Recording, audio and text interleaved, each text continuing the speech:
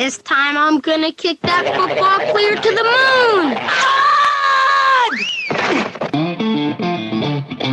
moon! You're listening to the Armchair Quarterbacks on CBS Sports Radio, #1 sports station. Slide here is your ex. But if that's the call, Mike, Will, and Sam all have to know they're shifting. Open palms to post, thumbs ups to crosser, thumbs downs and out. Trevor, why don't you get up here and draw that for us? Playing real football is hard. Playing fantasy football when you got the Armchair Quarterbacks by your side makes it a lot easier. Make sure to join the Armchair Quarterbacks right here. We'll answer all your questions, pickups, trades, you name it. You want to win your league? Then listen to the Armchair Quarterbacks. Fantasy football time. Bears beats Battlestar Galactica. This portion of the show is being brought to you by Honest Ed's Used Cars, where every car we sell is backed by an ironclad guarantee that is so complete and comprehensive that we really don't see any need to put it in writing. And remember Honest Ed's motto, if any used car dealer anywhere in the country says he can sell you the same car cheaper than we will, then he's even a bigger liar than I am. And remember, if you'd like to learn one of life's most valuable secrets, just send $20 to the announcer in care of this station. Tom has been a teacher for over 40 years. One day, I think one of the students had asked the question and he didn't remember the answer. I also noticed that he was letting his class out earlier than they were supposed to let out. I was really starting to worry. Levi and I talked about how it would change our lives, but he was there beside me. When something feels different, it could be Alzheimer's. Now is the time to talk.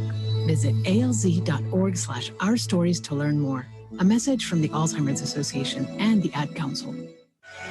This is Sean O'Toole with the Armchair Quarterbacks. Catch me drive time with Mac McGee and the Armchair Quarterbacks radio show. Coach, how do you feel about your past season? Well, it's been a very rewarding season for us. It's one that I would not have been able to lay my job on the line saying we're going to win 9 ball games. I couldn't have done it before the year. Well, can you say how you brought a losing Florida State team around to be a winning one? No, I can't. Number one, we've got some real fine assistant coaches that I think know what they're doing, and they work very hard at football, spend a lot of time on it. And even more important than that is the attitude of our players who knew what they wanted to accomplish and had confidence that they could do it, and were willing to work. Make 2021 your year. Learn with purpose with the Great Courses Plus. You'll have unlimited access to enlightening, engaging, in-depth video and audio courses on hundreds of topics taught by incredible professors. And you can learn anywhere, anytime with the Great Courses Plus app. What purpose awaits you? Find out today with a free trial. Sign up at thegreatcoursesplus.com/radio. Remember, thegreatcoursesplus.com/radio. Imaginary hat. What is this? What are we doing? So dumb.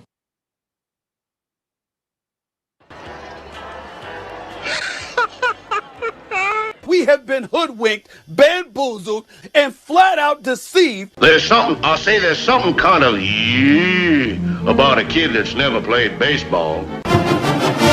Make sure to listen to the Armchair Quarterbacks. Good enough for us down here in the bayou. Go Tigers and the Armchair Quarterbacks. It's morning. Yes, and what a lovely morning. Pledge allegiance to the flag of the United States of America and to the republic for which it stands, one nation, under God, indivisible, with liberty and justice for all. Hi, my name is Erin. I use she, her pronouns, and I am Armchair. CBS Sports Radio. You're listening to the Armchair Quarterbacks on CBS Sports Radio, #1 sports station.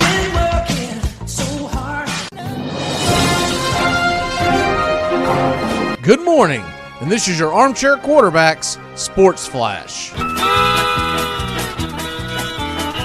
Phil Mickelson becomes the oldest player to win a major championship on the PGA Tour on Sunday. Mickelson hit a 73, finishing 6 under for the tournament, beating out Brooks Koepka by 2 strokes. Mickelson now has 6 major championships under his belt, making that his second PGA championship, his first since 2005, previously also winning the 2004, 2006, and 2010 Masters and the Open Championships in 2013. The elusive U.S. Open title has eluded Mickelson in his career as he finished second place in the U.S. Open in 1999, 2002, 2004, 2006, 2009, and 2013. The U.S. Open Championship is the next major on the docket. It takes place next month at Torrey Pines in San Diego, California, which just happens to be Phil Mickelson's place of birth. In Major League Baseball today, we've got a little bit of a lighter slate on a Monday at 1:07 p.m. Eastern. It is Ryan Yarbrough versus Ross Stripling. The Rays invade the Blue Jays in Dunedin, Florida. At 6:40, you've got the Phillies at the Miami Marlins. Eflin versus Rogers. Should be a hell of a pitching battle. 7:10, the Colorado Rockies take on the New York Mets. Austin Gomber versus David Peterson.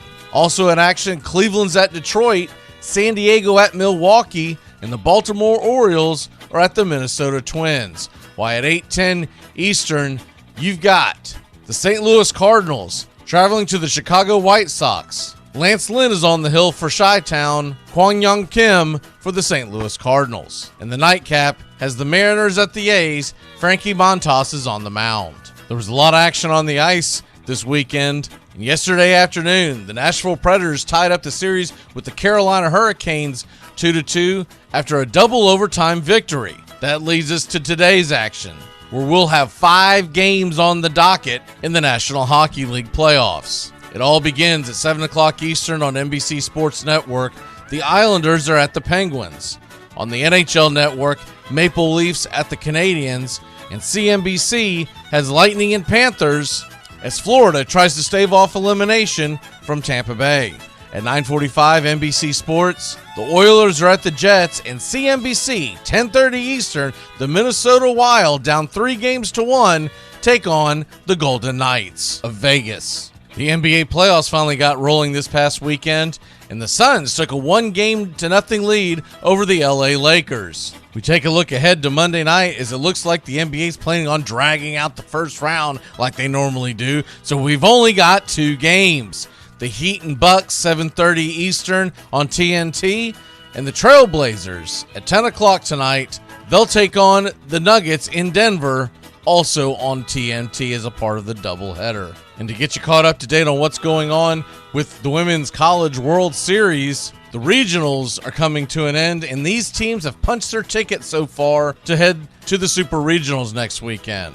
The Oklahoma Sooners knocked out Wichita State yesterday. They move on. James Madison was a bit of an upset as they marched on through the Knoxville Regional. The number 8 Missouri Tigers, they move on to the Super Regionals through the Columbia bracket. Oklahoma State took out Mississippi State to advance, and the Georgia Bulldogs knocked out the Duke Blue Devils. The Lady Gators beat South Florida 8-0 Sunday to advance. Number 3 Alabama knocks out Clemson, and in Lexington, number 14 Kentucky, they knock out Notre Dame to move on. Number 6 Arkansas advances, and the number 10 Florida State Seminoles, they move on after sweeping through the Central Florida, Auburn, and Kennesaw State bracket. The Super Regionals begin Thursday, May 27th, and go through Saturday, May 29th, and Sunday, May 30th. The Women's College World Series begins Thursday, June 3rd, and most of the games will be carried on ESPN. And that's your Armchair Quarterback Sports Flash. Stay tuned for more of the Armchair Quarterbacks radio show and YouTube Live. Please like, subscribe, and share our show today. The Armchair Quarterbacks, your first choice for sports talk live from the First Coast.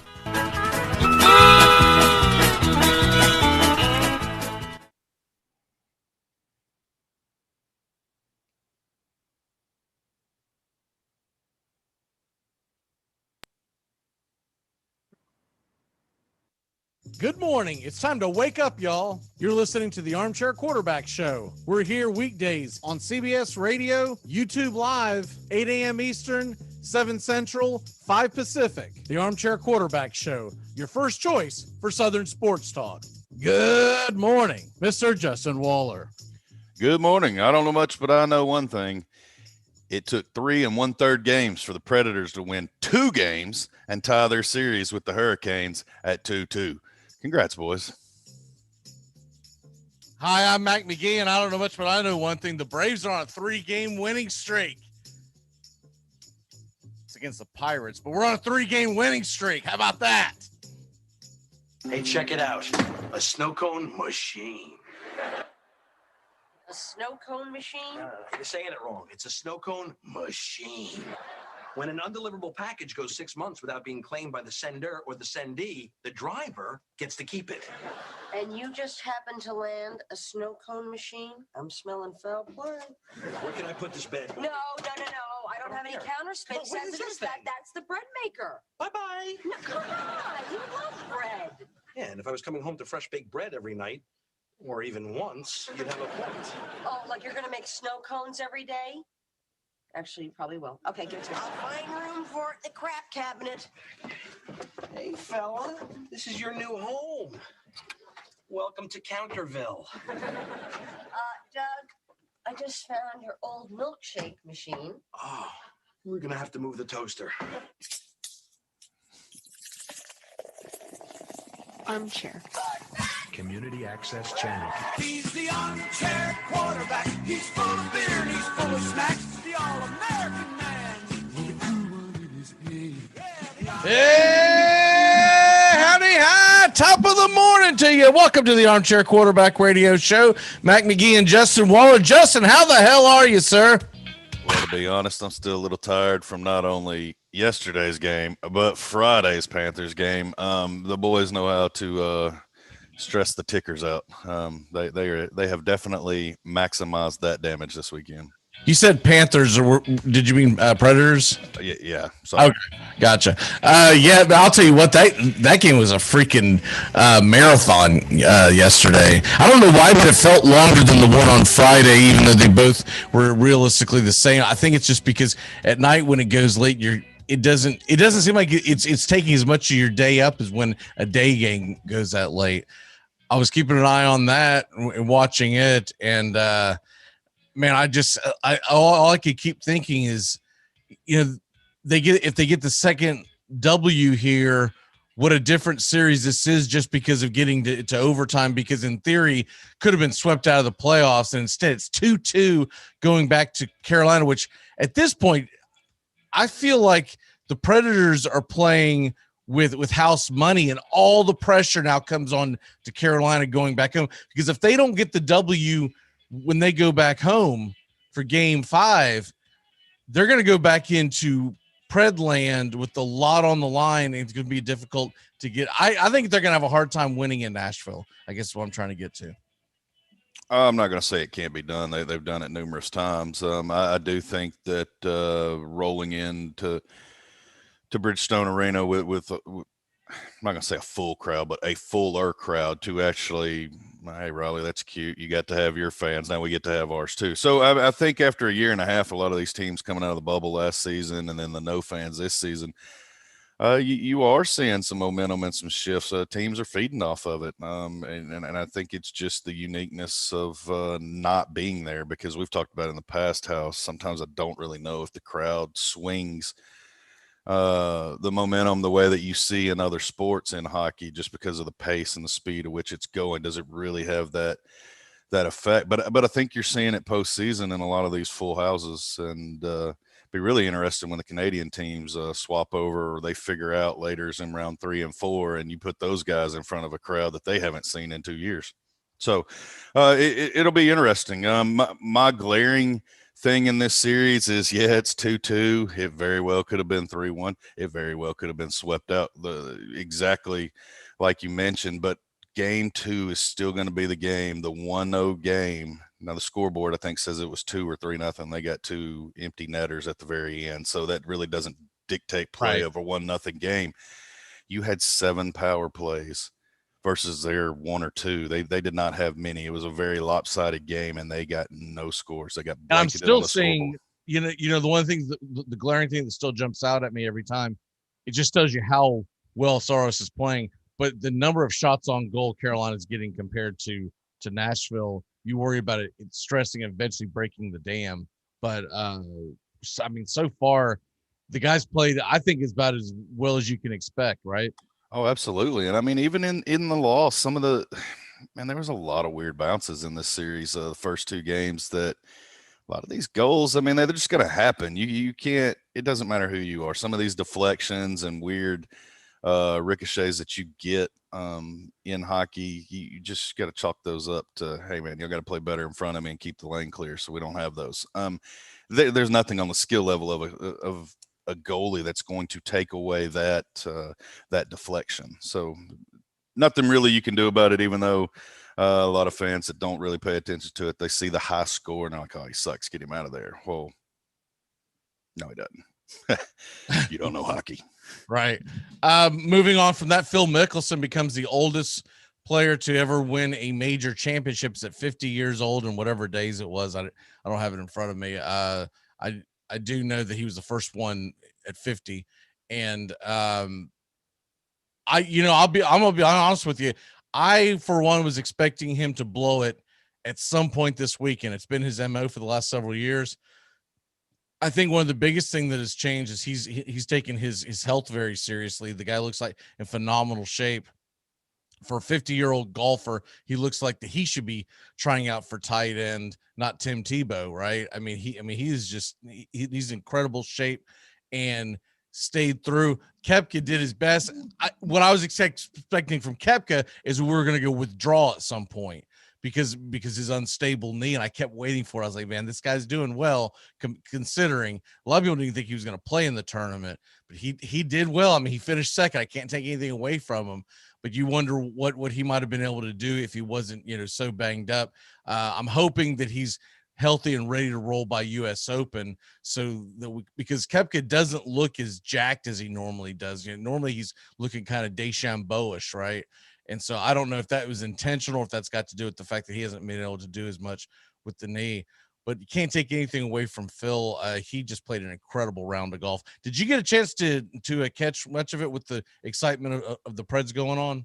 No, that train wreck ruined my Sunday afternoon. So there was nothing but edge of the seat, damn near heart attack for 3 hours going on at my house. He had a couple of, we'll say, there were a couple of times where Phil could have lost it. But I never had a feeling on the back nine on Sunday that he wasn't going to win. He just felt like he was in complete control, was playing incredible golf, and tip of the cap to him. And also the interesting thing, so the one major he's never won famously is the US Open, right? Well, if you listen to the Sports Flash at the beginning of the live broadcast, they're playing it in Torrey Pines this year. Phil Mickelson was born in San Diego, so it's essentially his home course. So that will be an interesting, fun story to follow when we get up to the US Open, is can he finally get that elusive US Open that he's never been able to corral? And if he could do it in his hometown, it would be even more phenomenal. So that could really be a big story this summer if he ends up pulling it off. Well, I have a good chance. He's tigerless. I know that's held him back and getting past. But it's good to see it. I'm not going to rain on Phil's parade. I mean, I find golf like lusterless without Tiger, so it's hard for me. But for the average golf fan, they love that. And the Phil fans, hey, enjoy the moment, enjoy the day. Pretty cool with an old dude. I'm starting to get where I pull for the old dudes now that I'm becoming one. So, hey, there you go. Put one in the cap of the old dudes. Welcome. Have a seat. He is a lefty, though. He's completely backwards. I don't know if I really stand with him, Yeah, well, he does everything wrong. Well, I mean, I'm ambidextrous, so I've never had that kind of giddy up with people. It depends on what I'm doing. I'm either right-handed or left-handed, but I've always thought maybe it's a hindrance because he's lefty, because there's a lot of these courses, they'll talk about how more difficult it is for a left hand because they design these courses for right-hand hitters, because most people are. But anyways, he's the most famous lefty. I know there's other lefties in golf, but I know that's true. But when you say lefty, I immediately think of Phil Mickelson, right? It's just like, when you say lefty in baseball, the first thing that comes to my mind is Sandy Koufax. I know there's other left-handers, but that's the guy that I think of. The Lakers lose to the Suns. I know you don't follow basketball much, but I'm giddy over that. I want to see the Lakers knocked out, and the Suns look good. I mean, they looked really good. They'll have the game 2 tomorrow night. Won't spend much time on that today, but Lakers versus Suns ought to be a lot of fun. They're already stammering and coming up with excuses, and this next game will be back in Phoenix, so they could be very well 0-2. If they're 0-2 going back to Los Angeles, this is going to be a big story because the NBA is going to be freaking out, and I'm going to be very, very dialed into what calls they start getting, because they believe that LeBron would help the ratings.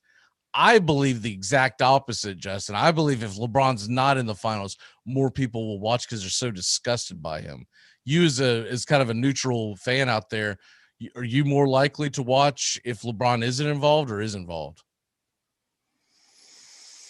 Oh, that's interesting because he, love him or hate him, he draws you to the TV, makes you watch. So by having him out, I don't know if I even have interest at that point. It's very interesting. I mean, I'm secretly pulling for the Suns. I can't name one player on their roster. So you call that bandwagon. I think I've jumped the ball. There you go. There we go. Thanks for hooking me up. But yeah, if they're not in there, I don't know. Memphis would be the only saving grace. I see they got to win. How about them? Yeah. What about them getting a W last night? Not only did they shock everybody, I think everyone was shocked that Golden State was knocked out in the play-in game on Friday night. But then I thought they would be exhausted and would just kind of go through the motions. I didn't watch the game. I'm not going to lie to you. I went to bed. I was tired and whatnot, and woke up this morning and Memphis beat Utah, which that would be a huge shock if they end up winning that series. Yeah, I was completely surprised by that, and especially that my son stayed up late and apparently snuck it, and I heard him cheering back there trying to figure out why in the world he's up so late, and I'm like, what in the heck is that boy watching or doing? I remember those days trying to be quiet but also being excited because you're watching some game late. Yeah, I remember. I don't know what went down, but something went. It must have been the game winner or the late three that put him in it or tied it up and kept it close. But something got him. And yeah, it reminded me of those moments. Like you said, when you're a child and she was on the other foot, and we're trying to keep our pops from running through the house to beat us because we're waking him up on a work night. And then he comes out and he's like, I can't be mad at you. You're watching sports. At least you're not cheering on the ballet or something, pissing me off because you're streaming, the real world or whatever. Yeah, that right there, that's probably the biggest shock of the weekend to me. Is it now? Do I think Memphis is going to win that series? Probably not. But I do like watching Ja Morant. He's fun to watch. And just reacting to the tweets that I saw from some of the people that I follow that are basketball fans, they were getting pissed off at Ja Morant because they had bet on the Jazz. So anyways, I guess from my take of it, from what I'm understanding, they wore him out with the pick and roll, and Utah kept falling for it over and over again. One of the guys that does the gambling show on ESPN, he at least 3 tweets last night that I woke up to this morning. Would you quit doing the same thing over and over? Can you just stay on your man? And I guess Ja Morant and company were wearing him out. The Knicks lost. That was a big deal. If you listen to New York sports radio leading up to that, you would have thought that the Hawks have no shot of beating the Knicks. They lose. And the Atlanta, the Atlanta fans have to love what Trae Young did, Justin. He hits a game-winning running lay-in with like less than a second left, and he does this number to the crowd in New York. So he's already become their villain. And evidently, by the way, you remember about a year or so ago when there was the big controversy that Spike Lee was asked to leave the arena, and there was a big thing, and we come to find out that he pretty much blew it out of proportion. And he basically tried to say that the owner of the Knicks was treating him unfair and blah. Anyways, the truth came out, and it was an overreaction. But his statement was that he was done with the Knicks after all these years of being a Knicks fan. He's done with them. evidently he was all over the screen last night. I didn't get to watch much of the game. I'm seeing highlights now, and they're showing him, and he's right there courtside once again. So he was anti-Knicks, and they started winning again. By the way, he's the only one that I saw on the floor wearing a mouth diaper, with all the fans right next to him. So that tells me that either he has not gotten his vaccine, or B, he's being even overly dramatic and wearing the mouth diaper and has the vaccine. But anyways, that's a different topic for a different day. But he's in the area where if you're vaccinated, you don't need it. But he was wearing the mouth diaper. So anyways, I found that interesting that Spike Lee is back on the court, even though he said he would never be back again. It's kind of funny what winning does for you, doesn't it? Well, I mean, kind of funny what a sex scandal does for you, and it opens up attendance at sporting venues in New York City. I think Cuomo's gaining some popularity, so it's kind of odd. Oh, speaking of that, speaking of sex scandals, did you see that they are not expecting the deposition to be held? So long story short, they're scheduling Deshaun Watson's reaction and the deposition to the 22 sexual assault claims won't be until February of 2022. It's like a week after the Super Bowl. Isn't that funny? What's his contract status? That's what's even funnier. Well, he just signed a 4-year deal that I think started last year. So he's got 3 years left So that would put him at the midway point to where they could probably trade off if they needed to. It's an interesting time, and they wait till after the season where then you have, you've already paid for this year, so they're going to ride this out.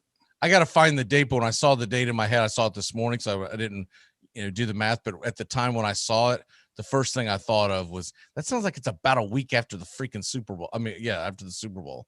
I'll find it here in a second, but they said that he was not going to be basically being interviewed until after it happens, until after the season happens. And I was like, wow, here it is. February 22nd, 2022, Deshaun Watson's sworn deposition in 22 lawsuits against him is not scheduled to be taken until February 22nd, 2022. And that's a lot of twos. That is 2. This is wild in Vegas, baby. So I'm going to fast forward my calendar here. And I think if memory serves me correct, yeah, that's about a week after the Super Bowl. Because I believe the Super Bowl is on the 13th this year. Now, come on. He'll be well rested because they won't be playing in the Super Bowl. Now, come on.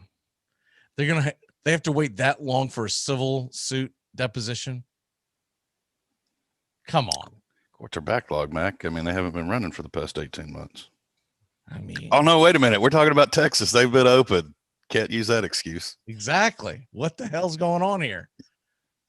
I don't know. Wouldn't you rather do it in the summer months where like it's hot and the sun's helping you, but you're going to wait for the cold of winter where everybody gets sick again?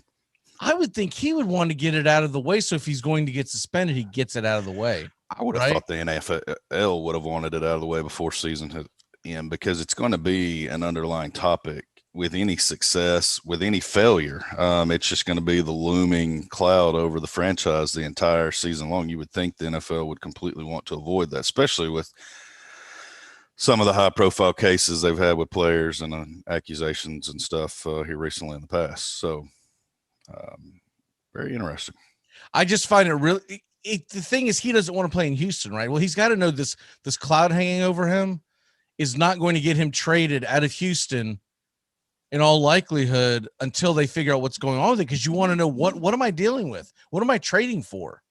Well, now they've punted it. I guess maybe the thought process is they think he's easier to be traded because they know he'll play all season, and that Goodell is going to wait until this hammer falls. But to me, I would think he'd want to get it out of the way Oh, yeah, there's no value for another team. I mean, are you bringing in a starting franchise quarterback, or are you bringing in a sexual predator? I mean, you really need to know where you're putting your money in this instance. What is going on? And let's get to the bottom of it. And I don't think it does him any justice. Right. I don't think it does any of the 22 accusers any justice to punt this. I mean, essentially, we're kicking it a year down the road from when these started trickling out. Maybe not quite a calendar year, but it's pretty close to it. Yeah, it's odd. It's really odd because I would think that if you can get yourself, okay, let's just say you realize this year's trashed. You do your deposition, Goodell suspends you. Let's say he goes crazy and suspends you 8 games. I think that's the most he would get suspended. He's probably more likely 4. But let's just say it's 8. Okay, it is what it is. Then at that point, we get through the season. You're then a tradable. You can then find yourself a home. They can work their future with Davis Mills, and away we go. Now you wait till February, and we're going to have another year where he could be getting. So February 22nd, he gets his deposition. Okay, let's say they get the whole thing nailed out by the end of the spring next year. Then the suspension is going to go. Who's going to make a major trade for a guy who's going to? Wouldn't you think at least 4 games, in all likelihood? Just because there's 22, I mean, that seems like a lot for him not to get something. Oh, there would definitely have to be some. I'm blown away by this one. I do not understand the rhyme or reason why you kick it that far down the road. It doesn't seem to make sense for any of the parties that are involved from any scenario other than a Super Bowl run, which I do not feel. I don't even think the Texans feel they're going to make a Super Bowl run. Deshaun Watson or not. They're going to help some teams make Super Bowl runs. I mean, you lost Hopkins, you lost Watts. I have not seen enough come in there to be replaced, primarily because you haven't drafted in the first round the last 2 years. There's just a lack of talent. I don't know how they're going to get past the juggernauts. And now when you add Trevor Lawrence into their own division, wild card's out of the question. Yeah. Fuller left to go to Miami, so they don't really have a wide receiver to speak with. If I'm them, I'm trying to trade Watson at this point, but you don't want to get screwed on. In other words, you're not trying to trade him for a 4th round draft pick. You want to get some value because he's still one of the most talented players in the league. And what if this comes out and all right, he does his time or whatever, he does four games, and he pays what he may have to pay in civil court. That's still a hell of a player that you're going to get. And at that point, you would think that he would be on the straight and narrow and try to keep his act together. But it's man, I think it's a head scratcher. It is Monday, so I guess we're going to try to do some sorry, dude. And if you're not ready, Justin, sorry, dude. I'll go ahead and go first in case you're scrambling. Hey Matt, sorry dude, but the Braves are only a game and a half behind you after taking 3 against the Pirates and you dropping 2 to the freaking Marlins this weekend. What you got? St. Louis Blues, Washington Capitals. Sorry, dude, you're golfing with lefty this week. NBA. Sorry, dude. You've got not only do you have the number 1 seed Jazz in an 0-1 hole, you've got your New York Knicks and the LA Lakers in an 0-1 hole. If they both get bounced in the first round, your hopes and dreams of the ratings going skyrocketing. Wah, wah, wah, wah. You got anything else? Just my walk-off for the day. Panthers, Oilers, Minnesota Wild fans. Sorry, dude. It's going to be handshake games for all of you. You're not giving them a chance, huh? No, not much of all. I haven't seen any fight out of the Oilers. The Jets have steamrolled them. The Knights are doing what they please with the Wild. And, man, the Panthers are hanging in there, and they're scrappy, but they just haven't found the recipe. That's the one game in those 3 tonight that I think could be extended. I'm going to predict that the Jets close it out, the Golden Knights close it out, and I'm a coin toss on the Lightning Panthers. I think at home Panthers put a fight, maybe stretch this series to a game 6, but that's the extent of that. Well, I'm going to tell you right now, I should have seen this coming with the Wild because I've talked about this before on many of shows, how Sean O'Toole's text messages never age very well. Right after the Wild won the first game of the series, he was bragging to me in a text. He goes, I picked the Wild that was going to be one of my first upsets of the, he was going on and on about it. I didn't know enough about the series. And I was like, oh, okay, well, cool. And now, but I've been following the scores. I'm like, they haven't won since. Like his texts age terribly. You never want Sean to send you congratulations on anything, Justin, because it means something. It means you're about to get hit with an anvil or something out of the sky, like Wile E. Coyote or something. We had a couple of those this basketball season. He's like, "Oh, Tennessee's looking dominant," and I'm like, "Geez, thanks, Sean." I mean, they age. Wilkerson gets elbowed with a UFC right cross, and he's out the rest of the game. I'm like, "Geez, thanks, man." If you look up in the dictionary text messages that don't age well, there's a picture of Sean. I'm sure Lefty bogeyed at some point on Thursday, and he told someone his career is done. He needs to just give it up. All right, brother. We'll see you tomorrow for a big game for the Preds tomorrow. You know what gets me about the NBA? They're doing it again. They're stretching their series out. How the NHL is getting to it. There's 5 games today, and they're playing every other day. I noticed tonight and tomorrow night there's 2 games apiece in the NBA, which means they'll drag this crap out for however long. But in the regular season, they got to play all these back-to-backs and cram everything in. It's like, what are you doing, dude? No one cares about these first round games. Just get them over with. All right, brother. See you tomorrow, sir. Yes, sir. You say your name right now. Denise. Say it right. Denise. Correctly. Denise. Right. Denise. Right. Denise. That's better. Thank you. We live in a world now that welcomes and nurtures the screwball in all of us. Hey, it's a new decade, people. Time to get a little nutty. Treat yourself to Screwball Peanut Butter Whiskey, a smooth flavor that combines 2 of America's favorites, peanut butter and American whiskey. So no more social awkwardness. Time to embrace who you truly are. Get out there and make friends. And be sure it starts with Screwball Peanut Butter Whiskey. It's available nearly everywhere. Learn more at screwballwhiskey.com. Infinium Spirits. Please enjoy responsibly. Okay. I've noticed that Antonio Brown has found yet another sucker to take him on. God knows we've already done Pittsburgh's dirty laundry. I'm curious about one thing. Do you think that he'd be welcomed back as easily in the league if he were going back to Bill Belichick and the Patriots? In other words, you think that he'd be welcome back if you were going to make New England a better team, or if he's going back to Tom Brady? Armchair.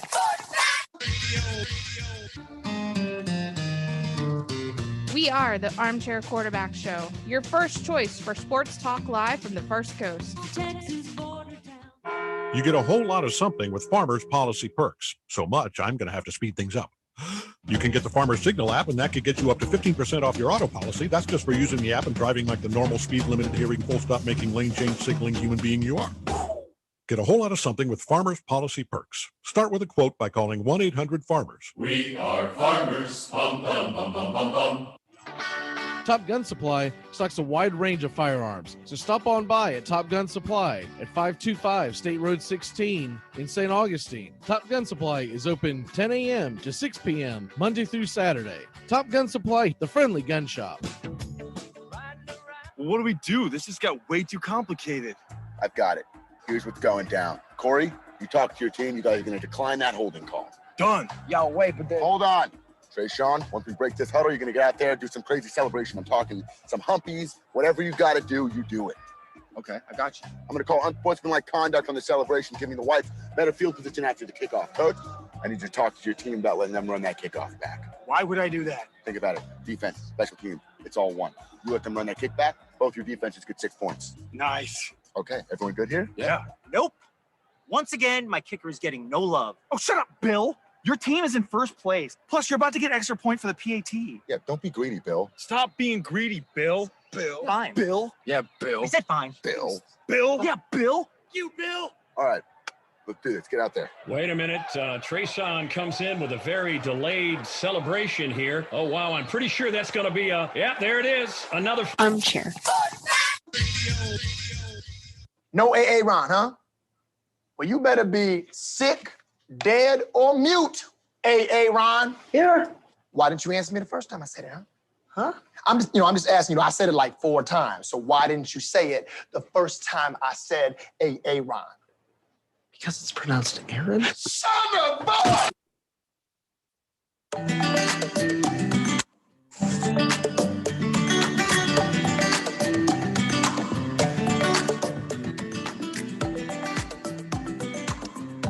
Good morning. Welcome back here, CBS Sports Radio, YouTube Live. And Red Raider Doug is with us. Doug, how the hell are you this morning, sir? Doing well, thank you. Did you have a good weekend? Yeah, not bad at all. Pretty good, actually. Programming note to everyone. We obviously will not be here next Monday because it's Memorial Day. And so there you go with that. So we won't see Doug for a couple of weeks. But we are going to get into the Raiders and get into the breakdown of them here in a second.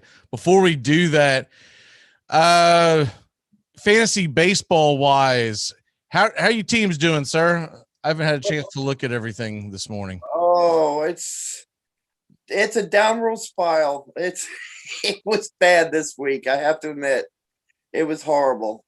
I stole one in the Dynasty League, but the other two, too many injuries, too many people on the DL. So I'm looking at the Dynasty League. The two of you are you and Rocky Top and Brad Staten Island. The three of y'all are in a 3-way tie for the last slot in the playoffs as of right now. Of course, we got weeks and weeks to go. There's all kinds of things. I can't keep guys healthy. It's driving me crazy. I did get the W this week in the Dynasty League, and that was with me forgetting to double check my roster on Wednesday after I had made a trade with Justin, the Azuna for Alonso trade. It knocked all of my starters out of the damn roster. So I won despite not having 5 of my starts. I had 5 guys go that day. And they did. I was so mad because I counted up. It was around 50 or 60 points. And I was like, if I lose because of this, I'm going to be so pissed off. I ended up smoking them. I scored 550 points in that league or something like that. So I would have scored 600 had I, 559. I would have scored 600, but that's because my batters went bonkers on Friday night. I mean, it was a wrap. Once Friday night hit, because I was nip and tuck with him for the longest time. And that was the night where the Braves scored 20 runs and all in all, between that and Tatis and a bunch of other guys, I had 10 home runs in one night, and it was over. I was like, sweet, I'm gonna roll through here. I think at that point Brad gave up. I think he waited to use his pickups for this week when he was realizing he was going to lose by 200. But I'm going head to head with an anaphylactic shock this week. I see that Rocky Top stole one from him. I thought he'd beaten him. Yeah, I thought Shock had this morning. I could have swore I guess they hadn't put the standings up yet, so I was looking at the old standings. But Rocky Top, I should have brought that up to Justin. He won by less than 2 points on the guy that was tied head to head with me. So that's a big series between he and I. Got any advice for me this week? Stay away from Spencer Turnbull. Just stay away from him. I am so tired so far. Oh, got to pick up Spencer Turnbull for Monday. Got to pick him up for Monday. Leave that man alone. He got his no-hitter, but he's not going to bring any points this week. I thought he had a pretty good matchup this week. Does he not? He's got a good one. I just don't trust him. I mean, always coming after a great start, he always crashes. And he's always kind of fool's gold. I know he got the no-hitter, but I don't trust him. Yeah, he's actually had 2 good starts in a row. He had 6 innings against Kansas City, 7 Ks, 1 earned run, and then of course he did the no-hitter. So he's had 2 in a row, but I understand where you're coming from. He's at home against Cleveland. I think the problem is after that, I think his second start this week is against the Yankees. So that's the only thing that makes me nervous. But in a points league, it might be worth the pickup just to start him today, and then whatever you get out of him come Saturday is a bonus. I was more on the Austin Gomber train. he's going to be playing against the Mets, and he's not in Colorado. He's in New York. He's got 2 starts this week. He's going up against the Mets, and then the other one I think is against Pittsburgh, possibly. And I know it's somebody that's not very good. I'm pretty sure it's Pittsburgh. And Gomber was a part of that trade that sent Arenado to the Cardinals. He's pitched pretty well. It's kind of a risk, but I'm also looking. The Mets are banged up. They haven't been scoring a lot of runs, so it was worth a roll of the dice. DFS today. What are you liking? I'll take the obvious one. Take Blake Snell at 8,900. I mean, that's your stud pick of the week for in the pitching category. But I also got a kind of a silent one. I like Sam Hentage from he's starting today, and he's easy to pick up because he hasn't played that well, but he plays for Cleveland. He's starting against Detroit today, and I like that. And you're not going to try your boy Shoemaker that you were bragging about? Hey, he did what he needed to do for me to go. I knew he was junk. He is junk. Look, he had his early starts. He got like a 6 ERA. I was looking at him last night because I was like, what? Because I saw he was 2 start this week. I was like, whatever happened to him? Why is he available? So 6.08 ERA, whatever the hell it was. I was like, yeah. He's absolutely. He did what he needed to do for me that week, and that was it. I'll tell you who's enticing, but man, he's costing a lot, especially considering the fact that the capabilities that Minnesota does have offensively is John Means is at 10,200. That seems like a high risk to me. When you're going to be at Minnesota, that smells like a game that you're going to overpay for a starter, and he could get just pummeled. So I'm a little leery of that. Turnbull is he's affordable. I do like Gomber at 5,600. I think that's the steal of the day. And as far as because you always have to start a second pitcher, I think I actually would go Turnbull because the only other guy down in that range would be like Kim, and Kim is at Chicago White Sox, and I don't trust him. He's a solid pitcher, but he's not a strikeout guy. And so as far as fantasy goes, I'm a little leery of him. But Trey Mancini at 5,500 going against Shoemaker. Boom, shakalaka, boom, shakalaka. Dial it in, baby. Let's go. I'll tell you what, when DFS league, second base is ugly for today. So I was thinking about the only guy that looks good to me and is at really good value is I would pick up Jed Lowry at $4,100 at the Mariners. Yeah, he is getting that. It's going to be against Kikuchi though. It's not exactly the most ideal, but yeah, second base is. Yeah, it's probably your best bet, unfortunately. Yeah, and it's not that much of a risk at $4,100. You're not. It's not a terrible gamble. And Kikuchi has not been playing that well, and I just like Jed. I just like the matchup today. Yeah, and I would not overpay for Jose Ramirez either. I'm looking at him at 5,800. I think that's too high to pay for him. For as far as third base goes, I don't know. That's kind of a crapshoot there because there's not one. There's so many teams that are off. You don't have one that jumps out at you per se.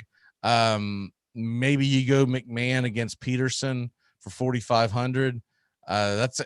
That's a tough one, but we'll go ahead and move on to the National Football League as we are doing our year predictions, and we are on the almighty Raiders. What are the Raiders going to do this year? Let me make sure I get my ducks in a row here on the prediction board. Are you feeling good about this year? Is this a year where they turn the corner, or is it going to be much more of the same? I'm kind of pessimistic. I hate to say that. God love the Raiders, but until they prove that they've done something with that defense, that these picks that they did in the draft and picking up Hayward and that all starts to work, I'm very pessimistic because this schedule is I think it's a rough schedule this year, especially if they haven't improved on defense. It could be a long year. I'm really surprised that they haven't. Really surprised Chucky has not done something in his. This is going to be his third season, mm-hmm. and he is still with David Carr as his or Derek Carr as his starting quarterback. I really thought when he came in, he would go get his guy, right? Yeah. Draft a guy, something. And he seems to be perfectly fine with Carr. I mean, look, the Raiders are an obvious landing point for Aaron Rodgers. We were talking about this last hour, how the deposition is not going to be until late February of 2022 for the civil suit cases for Deshaun Watson. I mean, if you're the Raiders, why don't you go take a swing at Deshaun Watson?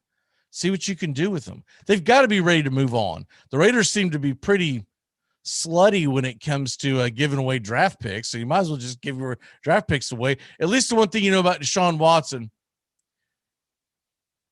he's going to like Las Vegas. Yeah. Things he was trying to force people to do in Houston is perfectly legal in Las Vegas. I say just pony up and go get him, and it would be a match made in heaven. Look, you'll have to deal with whatever he's going to end up facing in suspension, but it is what it is, and then you move on. You've got one of the best talents in the NFL. I'm a little surprised that they don't do something with him. I think if they don't, that's a Mayock thing. Mayock doesn't buy low, because you're not going to get him any lower than you are right now. Yeah, I agree with you, but I just could see Mayock not just. I don't like him. You know, Mayock I could see that, but I do agree. I don't know why they right now would be the perfect time, but I also can make the argument. I mean, Derek Carr has not played badly. I don't know why everybody's so down on Derek Carr. I mean, statistically, because I don't think he's the quarterback that's going to get you to the promised land. When you have a division that has Patrick Mahomes and Justin Herbert, and may end up with Aaron Rodgers in Denver if you don't watch it, I think it's an arms race, and it's an arms race. You have to go get yourself an arm. And Derek Carr has proven to be an okay quarterback. He's decent. I'll even call him good, but he's not a top tier quarterback in the NFL. And Watson gives you so many more things to play with. You could make Carr a part of the trade, or maybe you trade Carr somewhere else after you get Watson, right? So you get Watson, and then you try to get some draft picks back from Carr, because there's some teams out there that would make a trade for Carr. They wouldn't go crazy, but you're trying to tell me the team like the Washington football team wouldn't go out and give up a draft pick or two to see if Derek Carr could save them?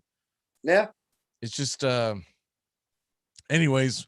Well, real quick before we get into this, did you watch much of the PGA Championship, or were you doing other things? Yeah, I actually caught the tail end of it. And I'm not a big golf guy, but that was fascinating to watch.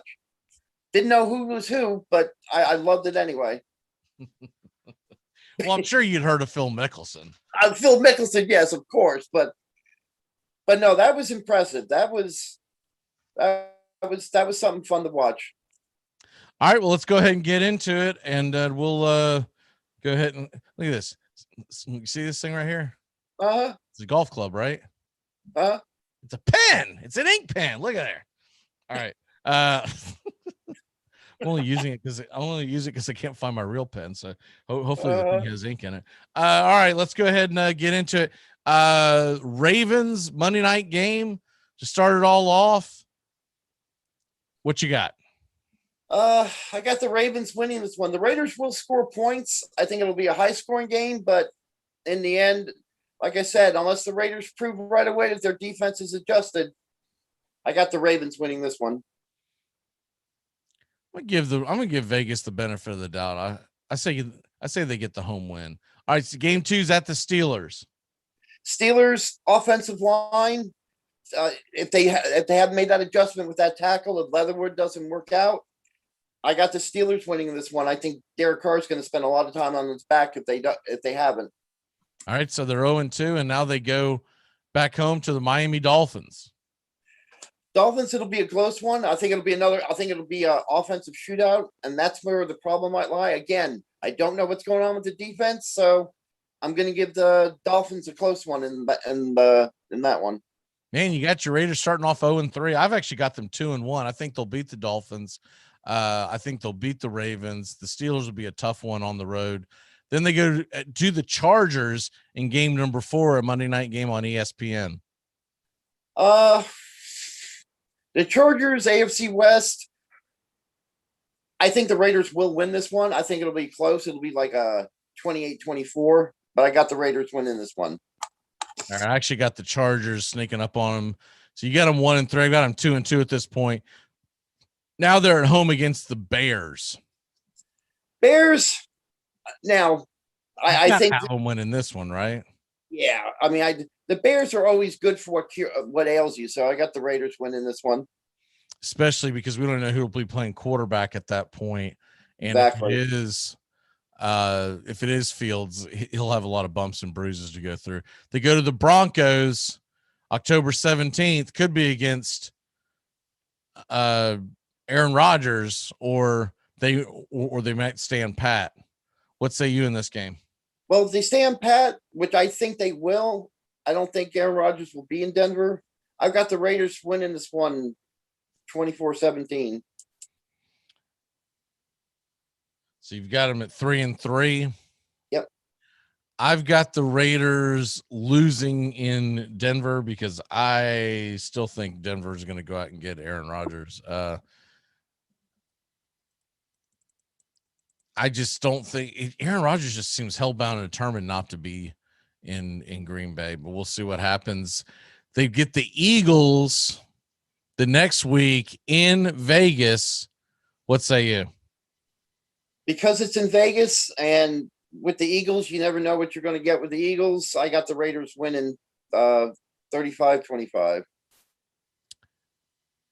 Yeah, I think they'll beat the Eagles. The Eagles will be fun to watch, assuming that Hurts is the guy behind the center, but I don't think it's going to equate into a whole lot of wins. Then they're at the Giants the next week, 1:00 kickoff on a Sunday morning. Who you got in that game? I've got the Raiders winning in a close one. I think the Giants will give them all they can handle, but I think they'll pull it out like 31-30. All right, and then the Chiefs are at home, they're at home against the Chiefs and at home against the Bengals. How do you see them going in those two games? I got the Raiders winning at home one. I got the Raiders at home. They play real well, and they're the one team. They're one of the few teams I think they've got Kansas City figured out to a certain extent. So I got them winning, and I've got them beating the Bengals. Okay, so you got them 7-3 now. So now they're on a roll. They're rolling. You got them flying high. They go to Dallas to play the Cowboys. After playing Kansas City, the Raiders are great for overlooking, and I got the Cowboys in an upset. Yeah, I just have a feeling that they're. It's Thanksgiving Day. I think the Cowboys will get the W on Thanksgiving Day. All right, so you've got them then sitting at 7-5. I also have them at 7-5 at that point. So then you've got at home against Washington. We got to speed this up. Home against Washington, at the Browns, at the Chiefs. Where are they at after those three games? After those three games, they beat Washington at 8. They lose to the Chiefs. The Chiefs revenge themselves, and the Browns win. So they will be at 9-7 after those three games. Okay. And so then we got to finish it off the Broncos and at the Colts versus the Chargers. Let's see. Broncos, I got the Raiders sweeping the Broncos. I've got the Colts beating them. So that's 10, 9, and I've got the Chargers winning last game of the season. All right. So where do you have their final prediction at? Let me see. I've got them at, let's see, 17. I've got them at 10-7, I think. All right. I've got them at 9-8. So there's not a lot different between us. If they could get that quarterback situation straightened up, I think the Raiders, I really think that's the only thing that's stopping them. If they don't make a hard push for Deshaun Watson and or Aaron Rodgers, I think there's something wrong with them. They cannot be thinking, because if you continue to roll Derek Carr out there year after year after year, you're going to get the same thing over and over and over.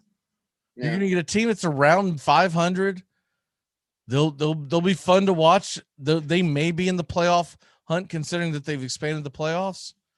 But outside of that, I think it's kind of a dud of a season when you're looking at a team that in the same division, they've got the Kansas City Chiefs, who looks like a juggernaut now. I think the Chargers are improving. And if you don't go and grab Aaron Rodgers, he very well could go to, I think those are the two most likely landing places for Aaron Rodgers is Denver and Vegas. And then the third, I would probably put the Miami Dolphins. I would get in that sweepstakes and see if I can pull them in. Yeah.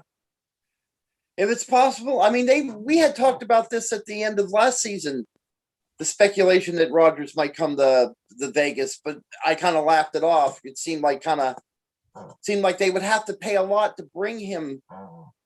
And I think that's one of the concerns that I think the Raiders have, is that I have a feeling that to get Rodgers to Vegas, I think they're thinking they're going to have to give up at least one number one draft pick, if not more.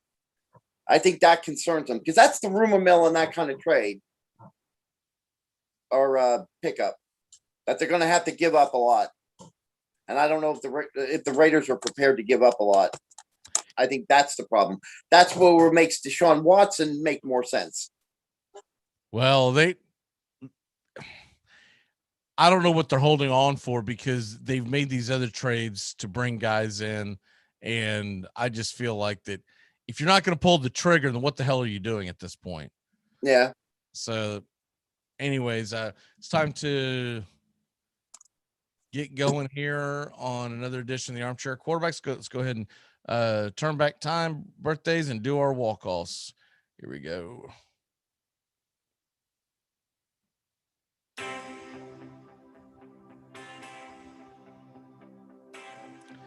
All right. On this date, 1964, Mr. Harmon Killebrew hits the longest home run ever hit in Baltimore's Memorial Stadium. 471 feet, clears the hedge in left center. He hits it off Milt Pappas in the 8th inning of a 7-6 loss to the Orioles. If you're not familiar with who Harmon Killebrew is, go back and watch some video of him, y'all. He had freaking tree trunks for arms.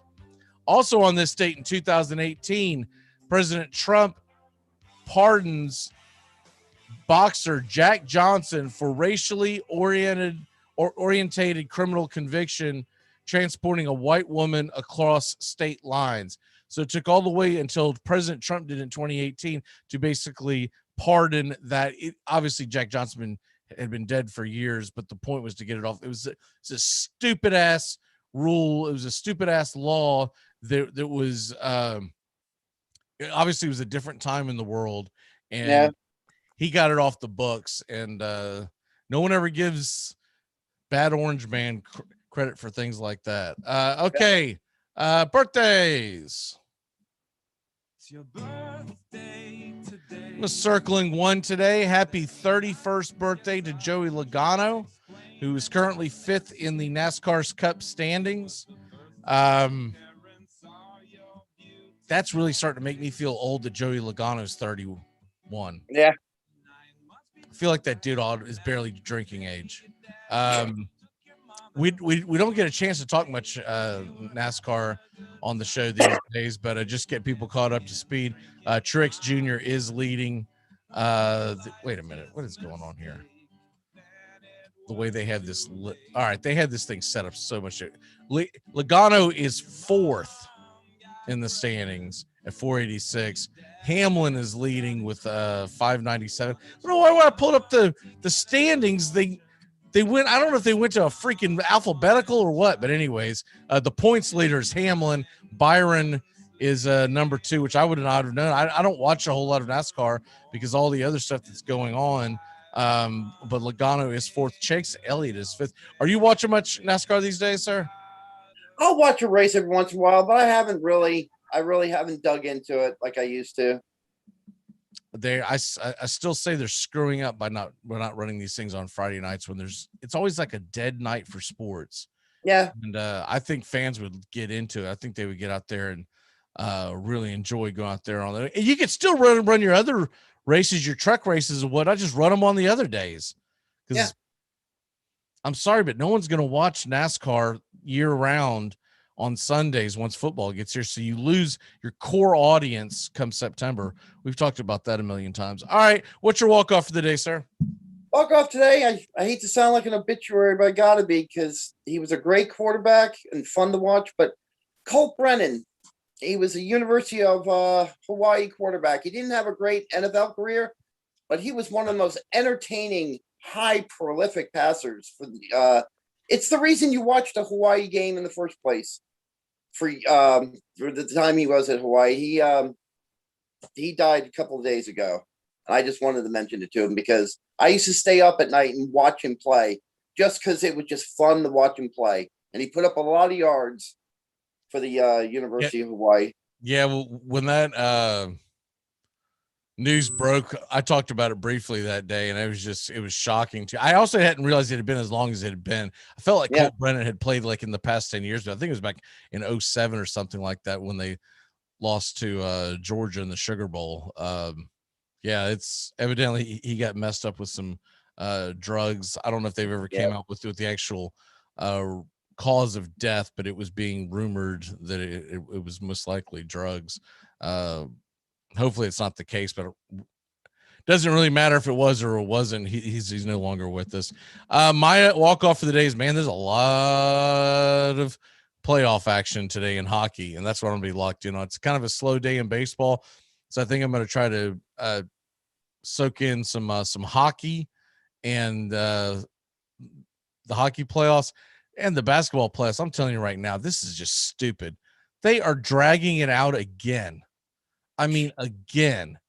They have is it 2 games today? Yeah. Or is it 2 games tomorrow? It's let me pull it up real quick. Monday. Yeah, just 2 games today.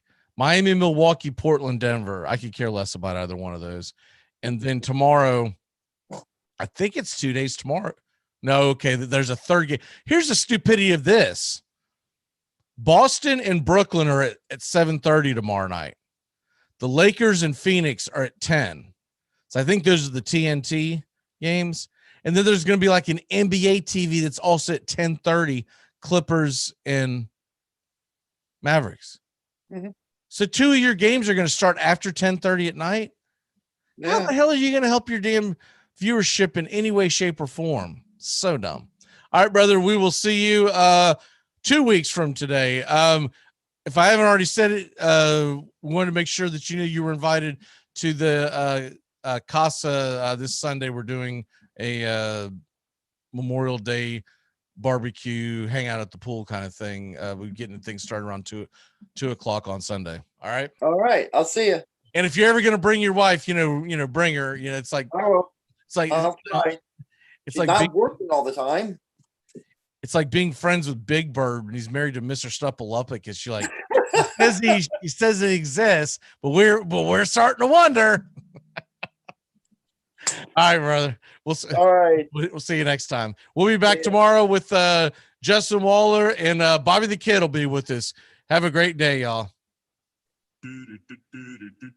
Goodbye, sweetheart. Well, it's time to go. We're back tomorrow with another show. Well, unless we're fired, we'll talk to you then. Goodbye, sweetheart. Goodbye. Goodbye. Guys and gals, it's time to go. We'll see you on the next show. Same bat time, same bat channel.